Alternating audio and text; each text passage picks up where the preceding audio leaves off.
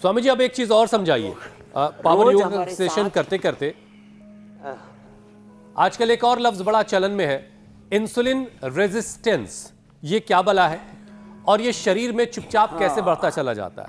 बहुत सारे लोगों की शुगर नॉर्मल है फिर भी इंसुलिन काम नहीं करता। तो स्वामी जी, योगा अभ्यास के साथ साथ जरा ये बारीक सी बात लोगों को समझा दीजिए कि ये क्या चीज है।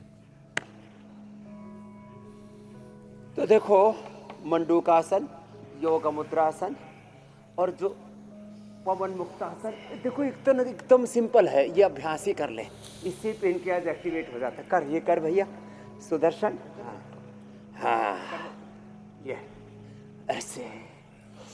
तो जरा तीन बड़ी चीजें, इंसुलिन रेजिस्टेंस क्या है, ये डायबिटीज क्या है, डायबिटीज की कॉम्प्लिकेशन क्या है, 1-2 मिनट में हम समझा देते हैं पूरा।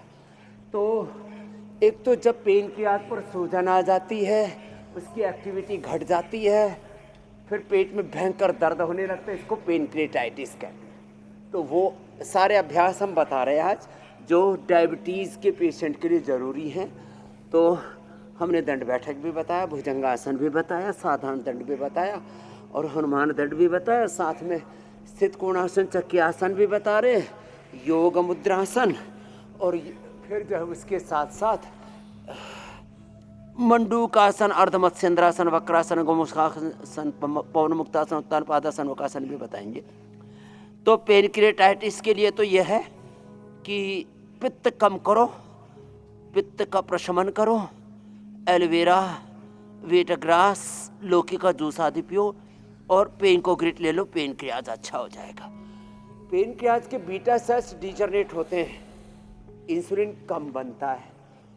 फिर दूसरा कारण है, इंसुलिन तो बन रहा है लेकिन बॉडी के सेल के रिसेप्टर्स और उसका न्यूक्लियस, माइटोकॉन्ड्रिया, उसके जो इंट्रा और इंटर सिग्नलिंग, वो अंदर की सेल के अंदर की, क्योंकि एक सेल के अंदर तो 23,000 तो क्रोमोसोम, उसके अंदर जीन्स होते हैं, वो सब अंदर से सेल का जो इंट्रा और इंटर सिग्नलिंग और उसकी जो इंटरनल एक्टिविटी है, भीतर की जो उसकी क्रियाशीलता है, गतिशीलता है, कार्य प्रणाली है, सेल्फ वर्किंग है, सेल्फ डिसिप्लिन है, वो बाधित हो गया।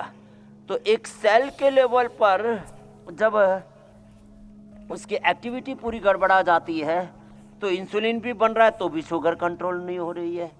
लो,